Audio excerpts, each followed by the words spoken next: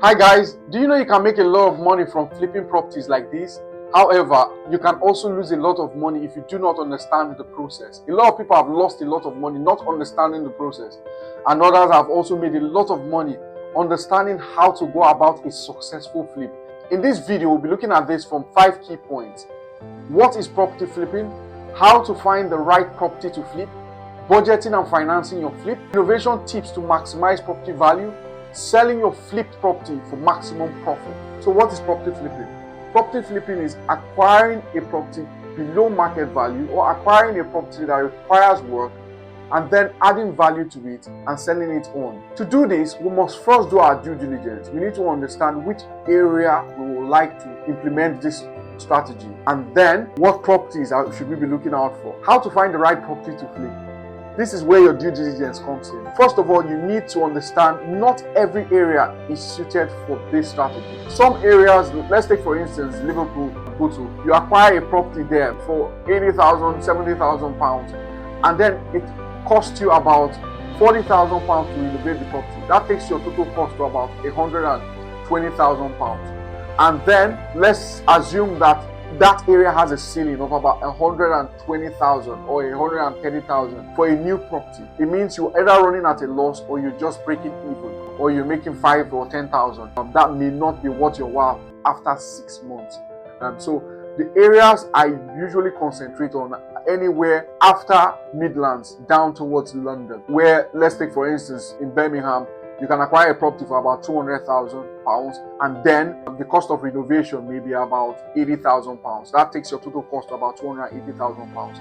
And properties in that area may be selling for 350 or 380,000. That gives you a very good profit, and that's the way to go about flipping. In terms of where to get the properties, most of my properties I've acquired from auction. You can use any of these auction companies, Bondwolf, SDL, Cuttings. There's so many of them. Any one of them will do just fine. But you have to be very careful the kind of property you acquire on auctions, because there are some properties you acquire on auctions, you cannot sell them except to take them back to auction, and then you could lose a lot of money in that respect. So your due diligence is very important. You can also acquire properties from estate agents. What I do, I contact estate agents in the areas where I want to acquire a property. I give them my specifications, and then they go out there and look for a property for me, and when they find one that requires work to be done, give me a call, and I then see it and close the deal. You can also go on Zoopla and Rightmove to acquire these properties. I've never found one on Rightmove or Zoopla because they tend to be sold at market price. I've never found one there before, but if you do, good for you. In terms of the value you need to add to the property, you need to be looking at either extending the property, adding a double-story extension or a single-story extension. A single-story extension where you just extend the lounge or extend the kitchen, or a double-story extension where you extend the kitchen or the lounge downstairs and then add a room upstairs. Yes, you can either do that, or you can go for loft conversion where you add an additional room to the property, or you can restructure the ground floor. So if there is a wall between the lounge and the kitchen, you could either bring down the wall or open up the wall and have an open plan kitchen diner. You can have that, or you could just renovate the property. But in just renovating the property, you may not make as much money as if you add more value by extending the property and getting the planning permission. Budgeting and financing your flip.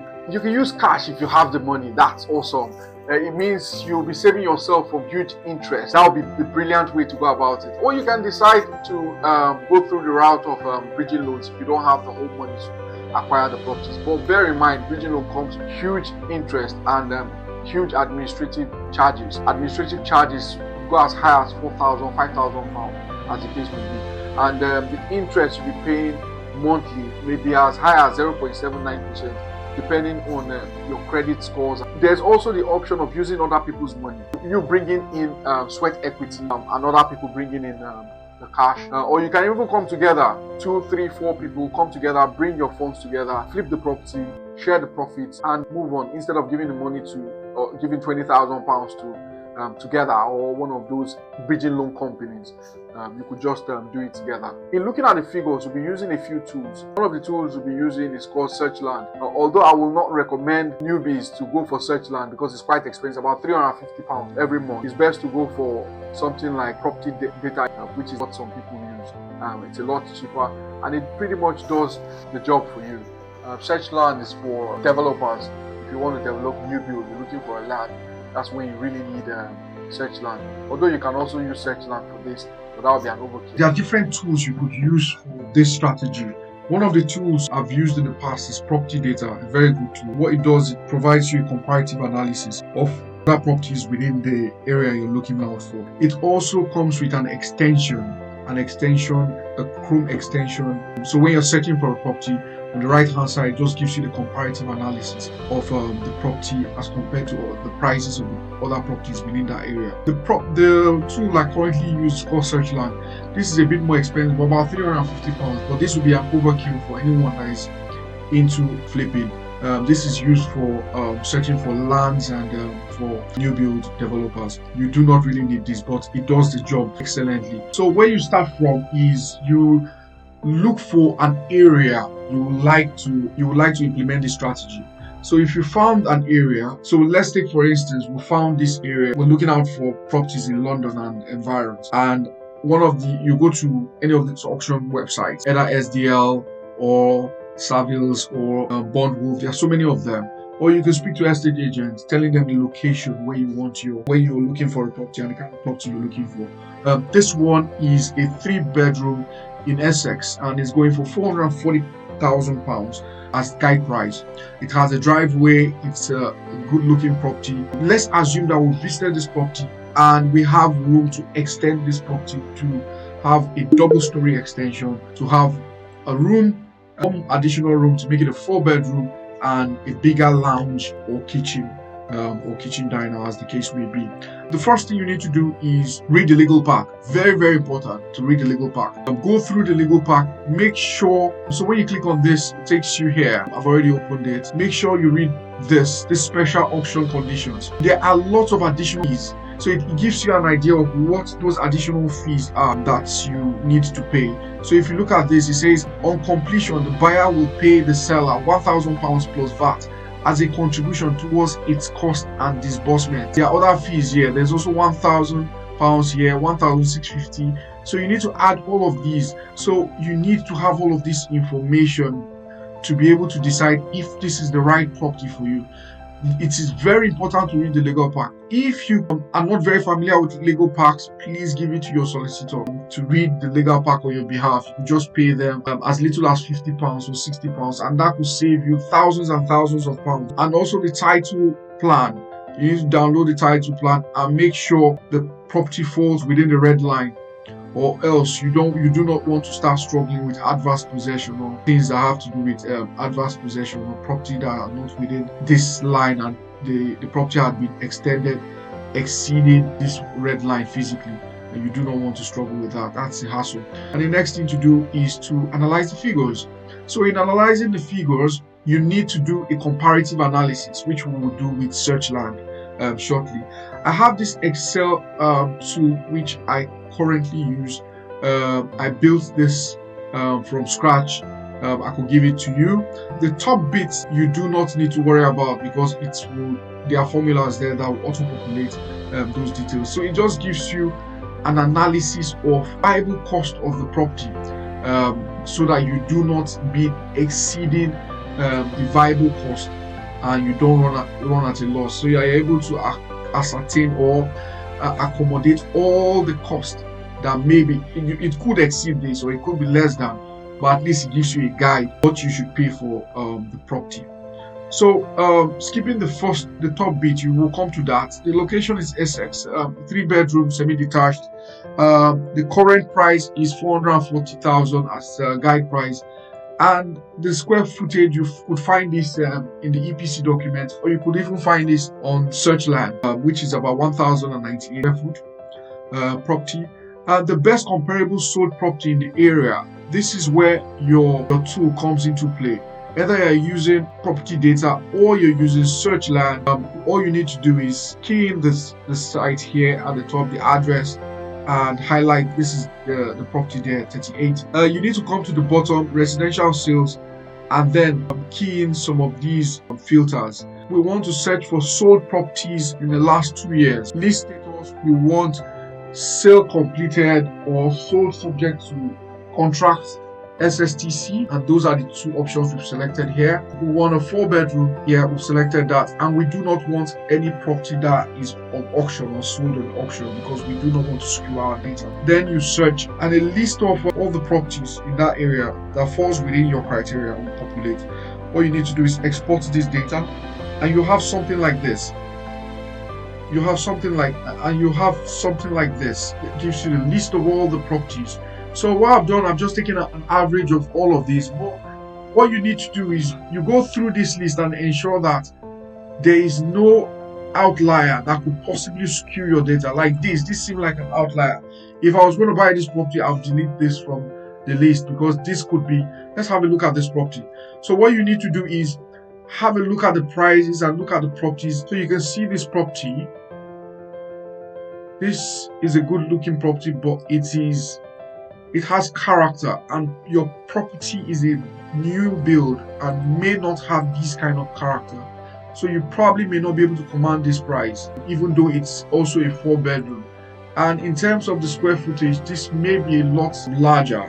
As you can see, this is over 2,637 square foot, and yours is just 1,000 plus. So you wouldn't go for such property. Matter of fact, it's best to just delete it from the list so that it doesn't skew your data. You can also view others to see those properties that you can replicate the build, or you could do something similar to them. Let's have a look at this one that is about 975,000. If you think your property can match that, go for it. This is also a property with character, a period property. And in most cases you can't replicate that, so you wouldn't want to compete with or compare your property with such properties. So I've just taken the average. I'm going to key that average. I'm going to key that figure here, and I've taken the average square footage as well. So that's what I've got here as 888,245 pounds. And I've also added the comparable square footage of 1,642. I've taken average. It's a semi-detached, and the cost per square footage of comparable properties at 540 pounds. You could multiply this 540 pounds by your square footage, and that gives you a figure of how much you should sell your property. You could do that, but I've decided to use this figure because I think I should be able to match this 888,000 pounds for this property if it is a 4-bedroom. So I've highlighted that here, and I've left the cost of renovation. The cost of renovation, I've pegged that at 10% of the selling price. So 10% of the selling price is our cost of renovation. Our total fees is 65,581 pounds. We will come to that. Our fees are here, and this is the total that we just made mention of. Our contingency is 20% of the cost of renovation, which gives us 17,765 pounds. And we have less 20%. We've less 20% of the targeted selling price, which is about 177,648 pounds. So the idea behind this is we're trying to target a return on investment of 20%. Hence the reason why we've taken this figure out to determine the viable cost of the property. So we could bid for this property and we could go as high as 538,425 pounds. You could go more, but bear in mind that your return on investment will start dwindling.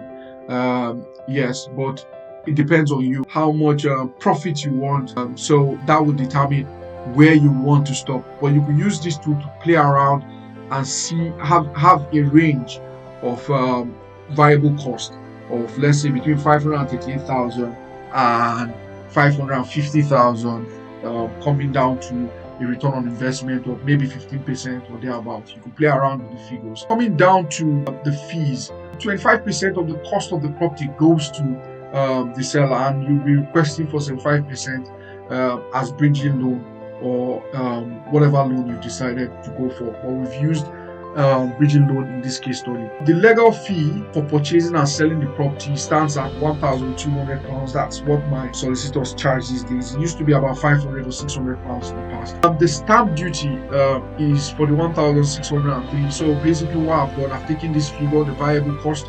£538,425, and I've put that in a stamp duty calculator, which you'll find in stampdutycalculator.org.uk, and the figure is 538,425. 538,425. When you calculate, you come up with £41,342, and that's what we've got here. About that, the cost of selling the property is 1 or 2% the selling price. That is what estate agents usually charge. The architect and planning fees, the architect fee will be around £3,000 or £4,000, depending on the architect.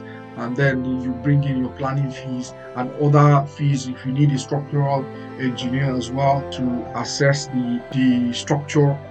All of those fees are factored in there, and that's how I came about £6,258. The bridging loan fee is about, if you find that here, like this one, I was looking to borrow £168,790, and the acceptance fee is £3,660. So I've added that to the agency fee, which you find on SDL's website, and that's amounted to about £6,438. But bear in mind, I've added that to those fees. I've added these fees to the fees that we saw on the legal pack, and that added up to £6,438, and that gives me a total fee of £65,581. Now coming to the top, this gives a highlight of all that we have calculated at the bottom. So cost of purchase is, we concluded that we could purchase this property at £538,425. We could go a bit higher depending on how much you want the property. The total fees is at £65,000, which we have calculated at the bottom. The cost of renovation stands at £88,000 with a contingency of 20% of the cost of renovation. And the bridging loan interest, it's usually 0.79% of what you are borrowing times the number of months. And we have accounted for about 8 months, believing that after the 6 months we should be able to sell the property and exchange as quick as possible. The total cost came down to £736,170. The earnings from the property we've talked about is about £888,245, giving you a profit of £152,128 and a return on investment of over 20%. And the renovation as a percentage of total costs are at 12%, which is quite good. Looking at another property, let's say somewhere in Birmingham. This is another property at Yardley Green Road in Birmingham.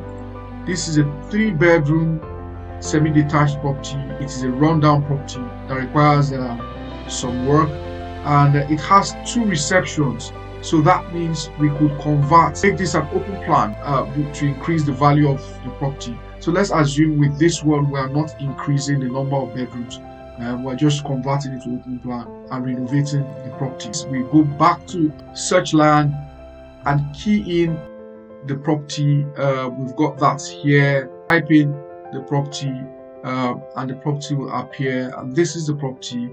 You have all the details of the property here. If it has been sold before, all of those details will appear. If it has had planning permission in the past, it will appear here. The developed area of the property is about 603 square feet. So much details here. But what we should be concerned about here is the residential sales, to carry out a comparative analysis. So the number of rooms, 3 bedrooms. For auction, no. We've said we do not want a property that is on auction so that we don't skew our data. Yes, and then you export this, and when you export this, you come up with something like this.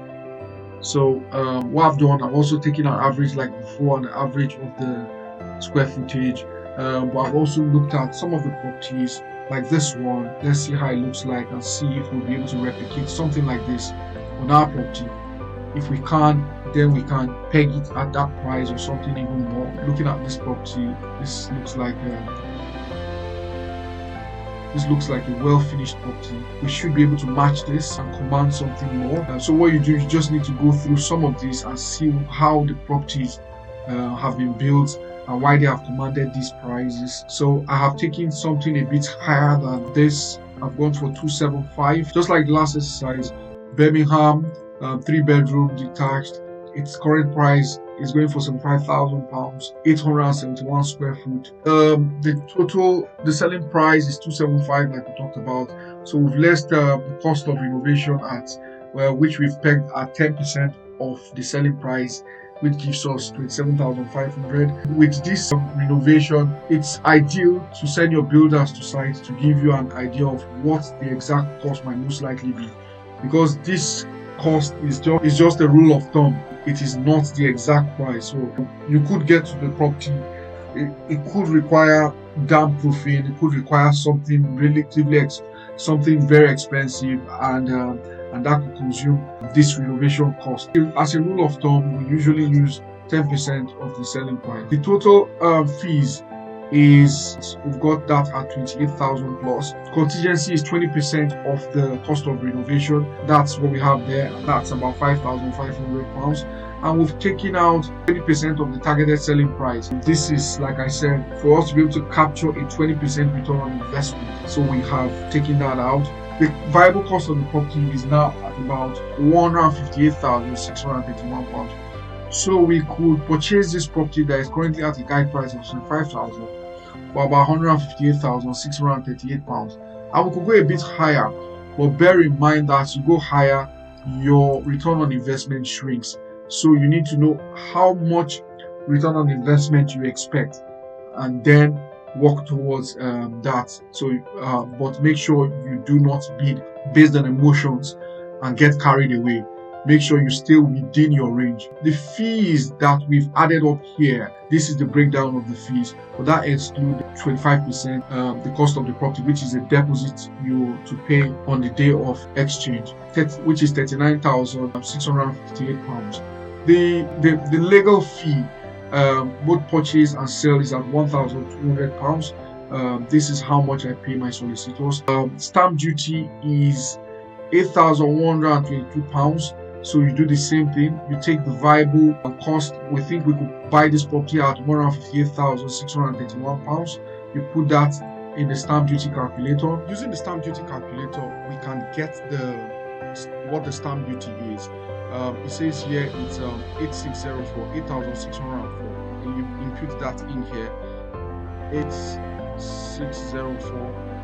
That gives you your stamp duty. The auction fee is usually gotten from the legal pack. So you add up the fees from SDL, which you find on their website, and add all of the fees that you find in the legal pack, and that gave me a total of about £11,438. The cost of selling the property is between 1 to 2% of the selling price. This is the estate agent fees. But I usually try to pay 1%. There is no architectural fee in this case. The bridging loan fees is £3,600, which is the acceptance fee, as you will find here, £3,660. That gives you a total of £28,852 as the total fees. Now going up to the top, like I told you before, all of these will be populated as you have filled the details at the bottom. So our cost of purchase now is about £158,149. That's the total cost of purchase, and the total sales is £28,882, as I have shown you at the bottom. Contingency is usually 20% of the cost of renovation, which gives you £5,500. We have taken account of 8 months of interest on the bridging loan. That's 0.79% of whatever you are borrowing times 8 months. You could decide to make it 12 months. It depends on you. I think it would be ideal to make it somewhere within the range of 8 to 12 months. That gives us a total of £227,496. And if you sell the property for £275,000 as discussed, you should make a profit of £47,504. That gives you a return on investment of over 20%, which is good, and a renovation as a percentage of total cost of about 12%. That's still realistic. Renovation tips to maximize property value. Builders or managing it yourself? I'd rather get a builder in. Reason being, I really want to be handling this business from a high level point of view. I want to be handling just the strategic aspect of the business, and I think that's the ideal thing to do, so that you are able to have several projects running at the same time. All you need to do is concentrate on getting those deals, auction, or getting those properties wherever you get them from, and then handing them over to builders to do their job. And secondly, if you don't have experience in managing properties in the past, I wouldn't recommend you to do this. Although it may be ideal to do it once so that you have that experience, and when builders are talking to you about certain things, you understand what they're talking about. But in some cases, you wouldn't know when to invite the electrician to do his job, and then when to invite the plasterer. And you may not be able to build that synergy that they could build amongst themselves, because they've known themselves for long and they understand themselves. So if the builder is inviting the plumber to come and do his job, he knows when to come, and the tiler, who is probably his friend, knows when to come and do the tiling and leave and let the plumber finish his job and then come back and finish his tiling. Things like that. You may not be able to have a better control of it than a builder would be able to have a control of it. So I advise you just let them do it themselves. In terms of DIY or no DIY, my advice is don't. If you're not good at DIY, don't bother yourself getting involved with it. To be honest, you don't want a situation whereby you do a poor job, save a few pounds, and then at the end of the day, when you're trying to sell the property, you're not able to command premium price because of the quality of the work. You want a situation whereby the professionals get the job done in a very beautiful and professional way. And bear in mind, they'll be saving you time, because these are experts, they've done it so many times. You won't be able to do it as fast as they can do it. So you'll be saving time. You'll probably be saving more money, because you'll probably not be able to do it as well as they will be able to do it. So it's best in this strategy not to bother yourself about DIY. But if you're good at it, if it is your job, if it's what you do, then go for it. Concentrate on that aspect that is your forte. It could be plumbing, it could be carpentry. So concentrate on that, and then get in other experts to do the remaining. In terms of the tips on the renovation itself, extension is the best way to go about adding value. If you're doing a double stereo extension, brilliant, meaning you're extending the ground floor and then you're adding a room or two at the first floor. Or you could go for loft conversion, where you add a bedroom in the loft. That's also another very good way of adding value to the property. So you could do an open plan. If you have a single wall between the kitchen and the lounge, you bring down that wall. If it's not a load-bearing wall, or if it's a load-bearing wall, you could open up the wall, but also add a beam to fortify the load-bearing wall. You could also renovate the property just as it is, just by adding a new kitchen, add a new bathroom, painting, and doing all of that. But from my perspective, you wouldn't make as much money. In terms of getting a quote from the builders, get as many quotes as you can possibly get. Look at their reviews, those that have reviews, look at their portfolio and see what people are saying about them, and pick the right ones, and then consider the price, but do not get someone with a bad review because of the price. I usually like to have a time frame in their contract, and I like tying that time frame to an incentive. Let's take, for instance, I could decide to give them additional £800 or £1,000 if they are able to finish at a certain deadline, or I could give them 1% or 2% of the cost of renovation, depending on my budget. Add that as a sweetener, and it tends to help, because you don't want your project to be dragging for too long, especially when you are paying pretty low interest, and you could end up saving you a lot more, because these builders can be very funny.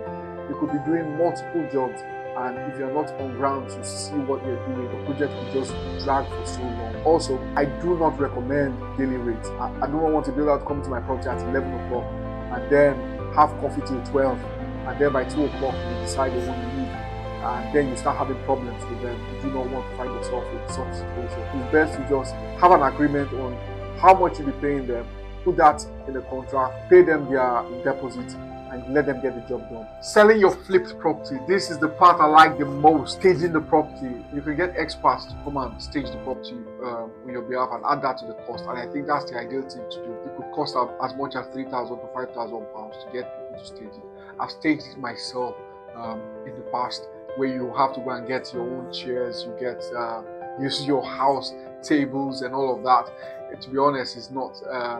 It's very stressful moving these things. So the best thing to do is just get in an expert to do the staging. You make far more money staging the property, because you're giving the buyer an idea of how the property will look like when it's done properly. In terms of agreeing a price with the estate agents, you have to be very careful with these estate agents because they all want the job. So some estate agents will come in and tell you, let's say for instance, the value of the property in that area, based on the way you've done it, would command about £250,000, hypothetically. You will see an estate agent that will come to you and tell you you can sell the property at £320,000, and then you give it to them. 2 weeks down the line, they come back to you and say, "Oh, sorry, we're not getting viewing. We'll have to bring down the price," and then you bring down the price. And the problem with bringing down the price is buyers will smell blood like shark. They will think, "Oh, the fact that you brought down the property, maybe there's something wrong with the property, or you are quite desperate to sell." And considering the fact that you have a property that is on bridging loan, you want to get rid of it as quick as possible, they probably have smelled that, and then they will start valuing your property. They will start pricing your property at ridiculous amounts, probably even below the market price. So what you want to do is determine what you think the price of the property is in that area based on how you have done the property, and then put a price, put it at that price or 20% higher or even below that price to command as many viewers as possible and a bidding war. You'll be surprised what bidding wars could do. A bidding war could raise the value of your property far above the market value. So be very careful with the estate agents you go with. Have a look at their reviews, go online and determine how quick these people sell. You can find that information on Zoopla. The number of properties they've sold in the past, the rate at which they've sold the property, how many properties they've sold over market price, and all of that. So use that as your empirical evidence to get the right estate agent, and don't just consider just the percentage that you're charging. Also, in terms of marketing, I will advise you to not just rely on the marketing from estate agents or the marketing from Zoopla and Rightmove. Put the property on your Facebook page, send it to friends and family to share it on their social media platforms, and also on your DP on WhatsApp. You can also put it there so that people are aware that you have a certain property that you want to sell. You'll be surprised that you could be the one that will introduce the buyer to the estate agent. Yes, you could do that as well. In terms of the agency agreement, either a sole or multiple agency agreement, I do not like sole agency agreements. I like brewing competition. When there's competition amongst estate agents, they tend to work better. And forget about the fact that most estate agents will tell you they charge additional 0.1%, 0.2% if you're bringing them in as a multiple agency. Forget about that. Just tell them you want to pay the sole agency price and you're bringing in multiple agencies. They will agree to it because they want the job. I wouldn't go more than 2. You don't want buyers to see so many posts on the doorstep of your property. It may seem quite desperate. Don't have more than 2 because you have so many agencies having their post on your driveway, and you do not want that. It may seem desperate.